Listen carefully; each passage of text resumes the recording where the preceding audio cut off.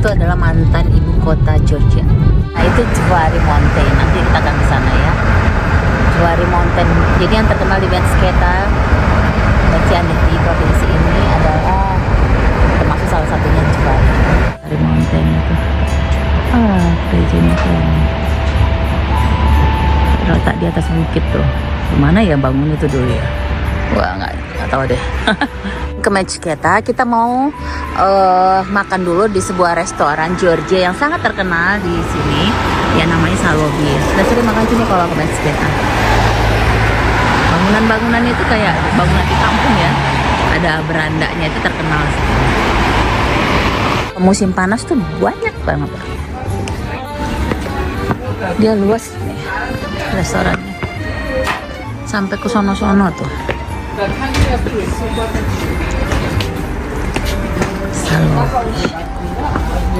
Langsung ya, kita tuh pesannya langsung ngomong dulu ke orangnya, baru terbayar di situ. Здравствуйте, у вас есть хинкали? Хинкали 10. Хлеб есть? Что? Хлеб. Хлеб есть. Один. Хлеб это другой салат. А суп где? Суп нету у нас. Окей. Суп тоже там, да? Суп там нету. Хорошо. Там есть Так. фасоль. Тогда хинкали только 10. Напитки лимонад вода. Питки с лимоном. Лимонад с лимоном. 24 лари. Номер столик. Вот здесь. Вот это. Здравствуйте. У вас есть хлеб здесь? Хлеб? Да. Какой хлеб? Порошок называется. Она сказала порошок. Пирожки хотите? Мясные картошки. С картошкой, да? Один. И хлеб. Да, грузинский хлеб. Да, лаваш. И у вас есть это суп?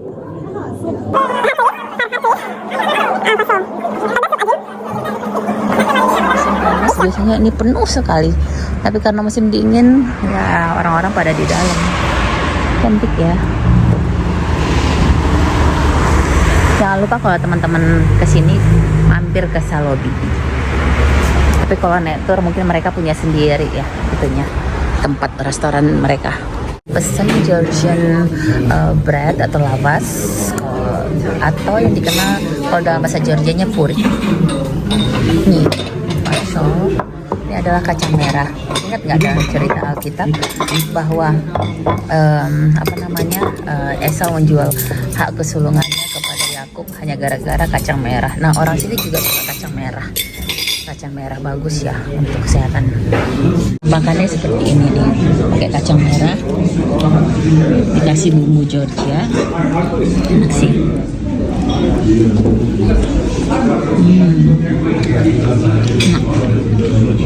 Karena lagi dingin makan yang hangat-hangat, makan sup merah enak juga. Roti goreng isinya sih kentang. Roti goreng isi kentang. Lihat isinya.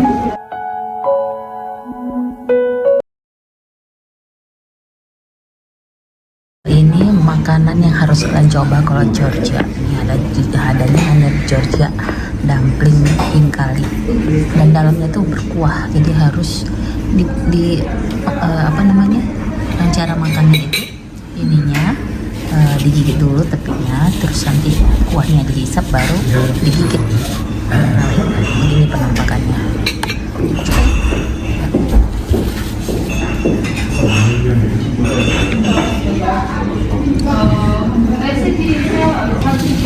Nih karena saya harus ngerekam pakai tangan kanan, saya terpaksa harus pakai tangan kiri ya guys, sorry ya.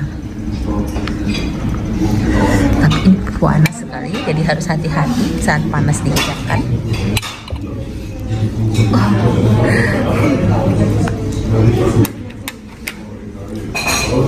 Panasnya biasanya pakai tangan, tapi karena ini sangat panas kita harus pakai garpu. Kalau orang sini pakai tangan sih.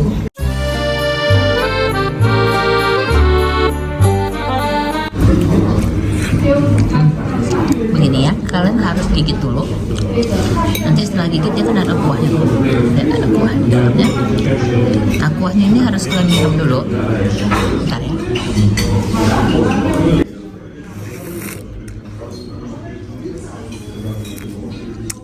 And then kalian boleh makan. Ini yang isi daging. Dalamnya seperti ini. Kalian harus perhatikan dan tanya isinya itu daging apa. Biasanya sih campuran daging sapi dan daging kedua. Ini enak. Seperti gini. Enak.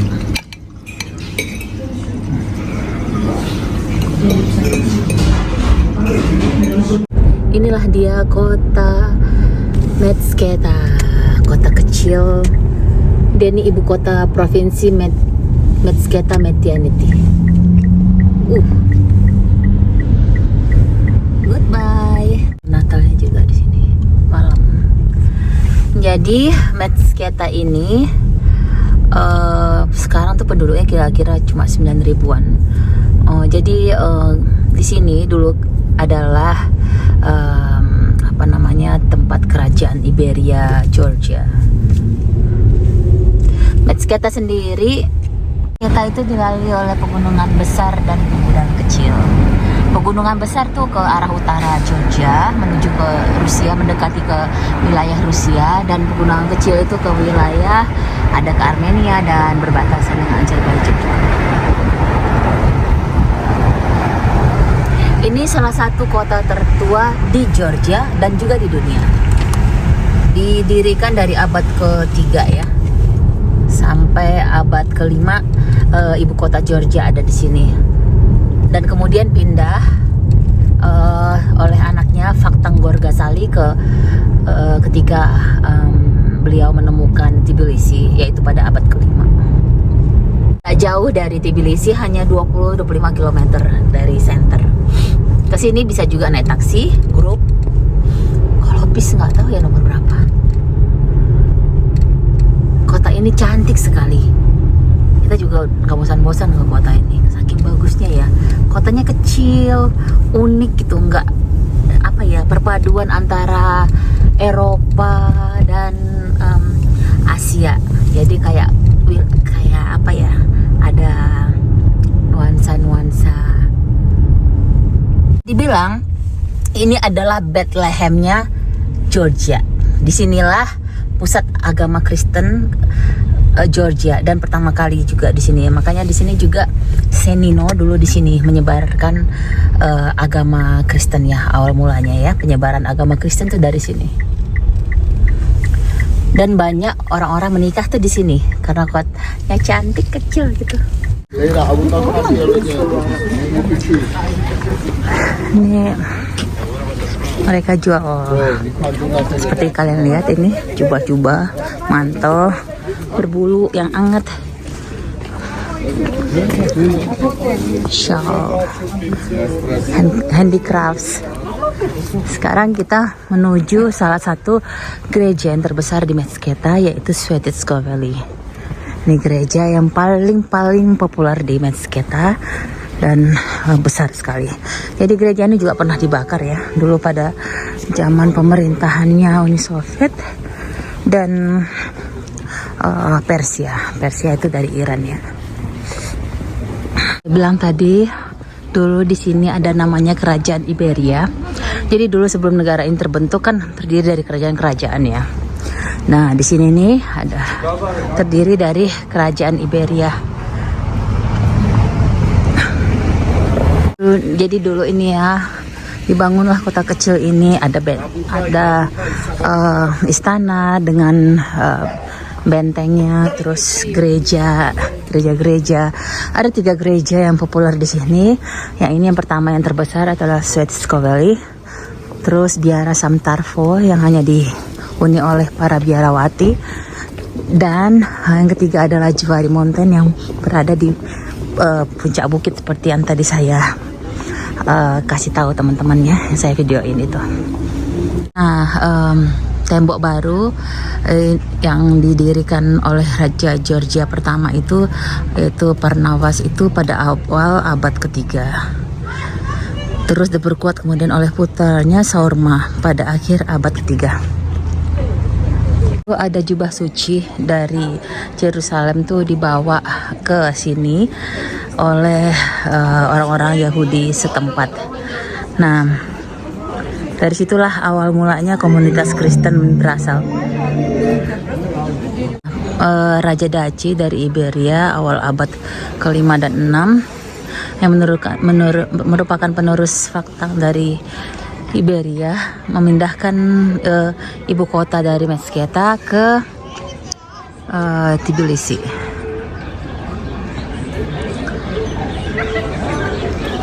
Jadi ini Meskheta ini tempat penobatan dan pemakaman raja-raja ya, raja-raja besar Georgia hingga akhir kerajaan pada abad ke-19.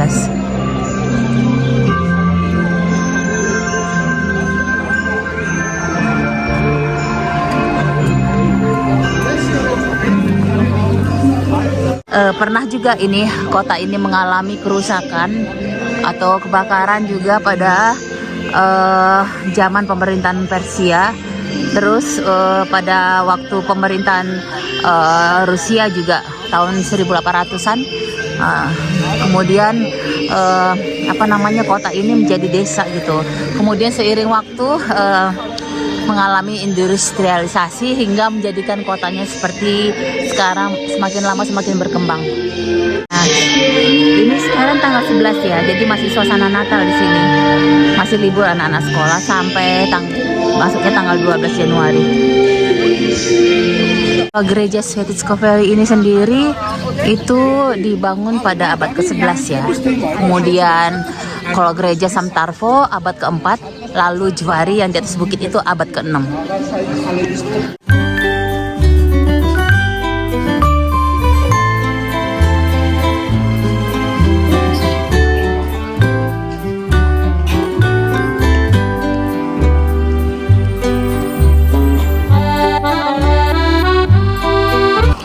Ini merupakan salah satu gereja yang paling didatangi oleh wisatawan ya, baik itu wisatawan yang bertujuan hanya sekedar melihat sejarah Georgia maupun wisatawan religi ya.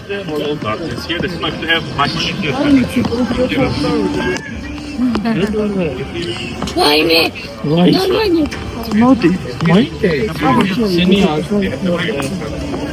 Ini tempat. Saya ingin bercerita sedikit tentang legenda jubah Yesus Kristus. Jadi lokasi pembangunan Svetitskopeli ini tidak dipilih secara kebetulan ya. Jadi dulu pernah ada legenda tentang jubah Yesus yang dibawa oleh seorang Yahudi Georgia yang bernama Elios. Beliau waktu tiba di Yerusalem itu pas kejadian Yesus disalib. Terus beliau membawa jubah Yesus yang sudah salib itu ke Georgia, tepatnya di Meskheta, kota kecil ini. Kemudian dia menyerahkan jubah ini ke saudara perempuannya yang bernama Sidonia.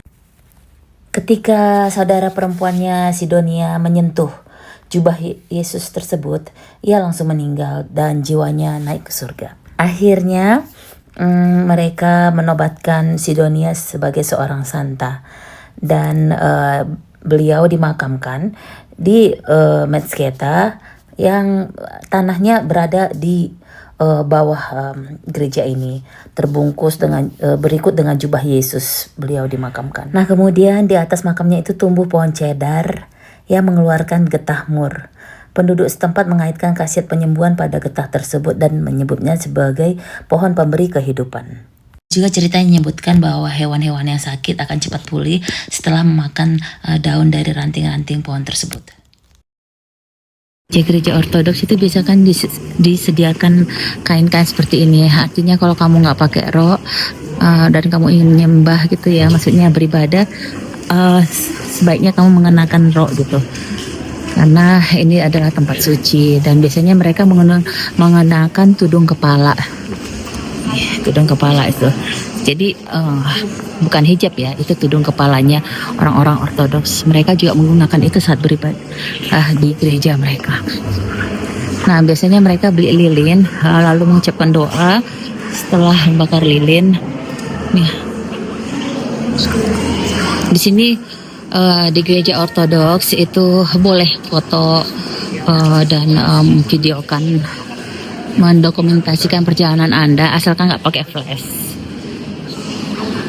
Dan bebas siapapun, agama apapun boleh masuk di sini.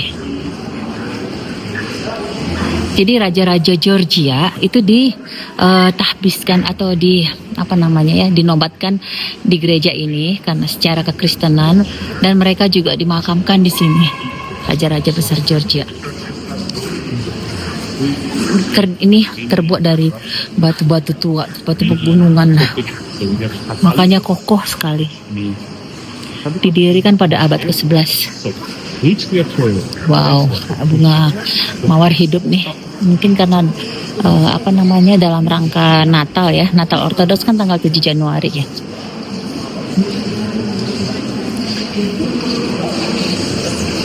Jadi perbedaan gereja Ortodoks di kebetulan kami pernah berada di Ukraina dan berkunjung ke beberapa negara Eropa Timur. Biasanya di sana gereja Ortodoksnya itu penuh dengan lukisan yang tentang Yesus dan perjalanannya. Tapi kalau di Georgia itu lebih sederhana gitu, lebih sederhana, tidak terdiri dari batu-batu pegunungan gitu, mirip-mirip lah dengan gereja-gereja Armenia, negara tetangganya, terdiri dari batuan alami ya, dan dapat dari gunung-gunung. Di sini agama apapun kamu, kalau masuk ke sini tidak ada seorang pun yang akan nanya kamu agama apa, mengapa kamu masuk ke gereja. Tidak ada. Yang mau masuk pakai jilbab juga banyak. Bebas di sini. Ada yang mau berdoa, ada yang hanya sekedar melihat-lihat. Bebas.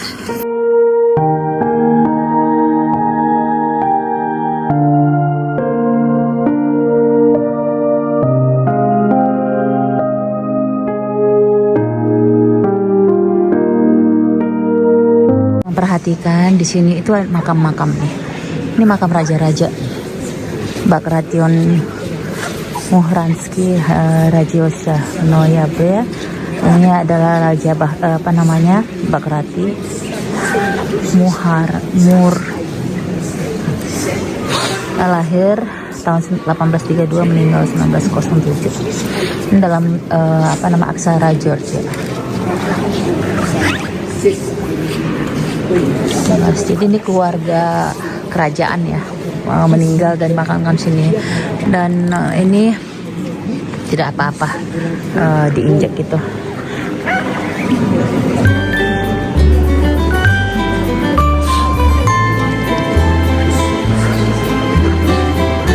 Nah, di sini juga apabila kalian ingin berkontribusi untuk para pastor ataupun untuk gereja ini dan pembangunannya, bebas, kalian juga dapat melakukannya itu di sini. Saya mau cerita sedikit tentang awal mulanya masuk ke Kristenan ya, yang dibawa oleh seorang santa yang bernama Santa Nino. Beliau berasal dari Kapadokia. Beliau membawa agama Kristen ke wilayah Georgia itu pada abad keempat Masehi. Sejak dia membawa kabar sukacita tentang Yesus, banyak orang-orang termasuk keluarga kerajaan yang saat itu memerintah, yaitu Raja Mirian dan keluarganya, mulai percaya Yesus. Mereka yang tadinya percaya dengan menyembah berhala, yaitu paganisme, beralih menjadi penganut agama Kristen Ortodoks. Sebagai bukti kecintaannya kepada Yesus dan agama Kristen, Raja Mirian yang terinspirasi oleh khotbah Santa Nino ingin membangun sebuah gereja, dan Santa Nino waktu itu bersikeras untuk mendirikan tempat pemakaman Santa Sidonia dan jubah Yesus yang saya ceritain tadi, untuk membangun gereja di atasnya. Pohon cedar yang beri kehidupan itu tumbuh di taman kerajaan sehingga harus ditebang, kemudian dibersihkan lahannya untuk pembangunan gereja. Pilar-pilar dalam gereja tersebut dibangun dari kayu yang berasal dari pohon cedar, dan pohon itu menurut legenda secara ajaib berdiri tegak dengan sendirinya, bahkan melayang di udara untuk sementara waktu menyerupai pohon tanpa akar. Dan kemudian karena pilar kayu itu dulu adalah pohon cedar suci yang mempertahankan khasiatnya, pilar itu mengeluarkan mur, yaitu wangi-wangian, nah, menyembuhkan banyak orang dan membantu masyarakat setempat dalam tantangan hidup hanya dengan menyentuhnya.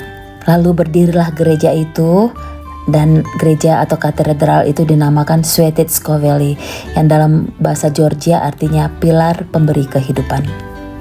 Namun sayangnya setelah 100 tahun gereja tersebut dihancurkan oleh penguasa atau penjajah pada saat itu. Jadi gereja yang kalian lihat sekarang ini bukanlah benar-benar asli dari gereja Svetitskovelli pada zaman dahulu ya. Jadi ini dibangun kembali atas sisa-sisa puing dari katedral yang terdahulu dan kemudian dibangun lagi. Jadi gereja Svetitskovelli ini kemudian didirikan kembali pada abad ke-11, yaitu tahun 1010 sampai 1029. Pembangunan besar katedral ini berlangsung tetap lestari sampai seperti bentuknya sekarang, dan arsiteknya adalah Sakitse. Yang kemudian akhirnya menyelesaikannya dengan mengukir jejak tangannya di fasad gereja. Namun ironinya, tangan yang membangun gereja tersebut terpaksa harus dipotong, karena inilah yang terjadi pada zaman arsitek zaman kuno, yang konon dilakukan untuk mencegah mereka mengulangi atau melampaui karya mereka sendiri. Sedih ya. Orang-orang mengatakan itu dilakukan untuk memastikan bahwa mereka tidak dapat melakukan atau menciptakan sesuatu yang semegah itu lagi. Dan memang seiring waktu ya, gereja ini terbukti sebagai gereja yang sangat megah, dan itu juga ada pengorbanan di balik itu ya, yang luar biasa. Svetitskovelli sendiri mendapat pengakuan dari UNESCO dan ditetapkan sebagai salah satu situs warisan dunia di Georgia pada tahun 1994. Next saya akan bawa kalian ke situs warisan dunia lainnya. Kita ke tempat souvenir ya.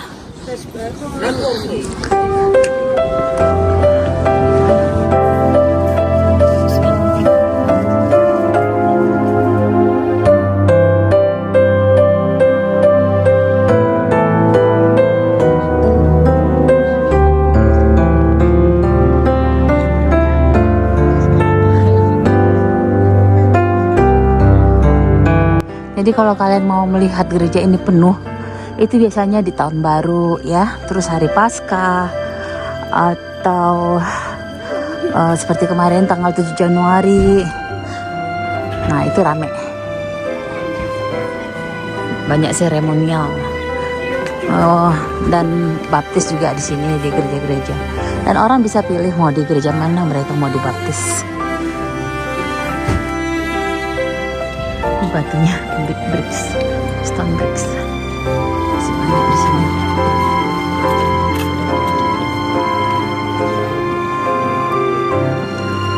Karpet.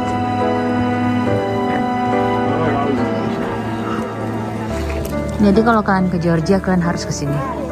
Kalau mau wisata religi juga boleh ke sini. Sebenarnya saya tuh pengen sekali ya bawa orang Indonesia wisata religi ke sini. Karena recommended banget sih. Georgia itu Armenia salah satu merupakan negara-negara yang lain untuk dikunjungi untuk wisata religi.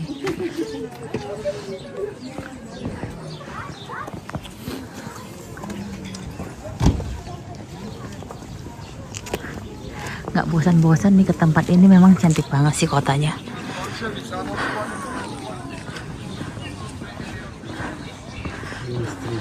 Dan kalau kalian kesini, kalian wajib mencoba wine ice cream. Ice cream rasa wine, enak. Tapi karena musim apa namanya dingin ya, nggak kepengen. Karena udah kenyang juga. Oh iya.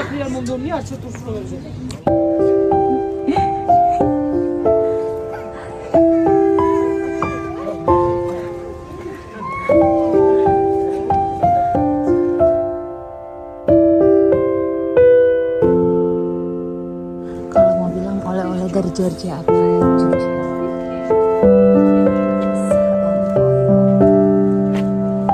Khas bangunan Georgia itu mereka punya beranda tuh, beranda model seperti itu diukir. Ini kan temukan di apa namanya ya, rumah zaman dulu tuh begitu, ada beranda, karena beranda itu tempat orang keluarga duduk-duduk gitu, family time di situ. Nih rumahnya ada berandanya dari kayu, hangat, cantik ya. Kesemek yang udah kering tuh, kering di atas, tapi itu bukan berarti mereka akan buang loh, mereka akan makan itu setelah dikeringkan. Mereka akan makan itu, nggak dibuang.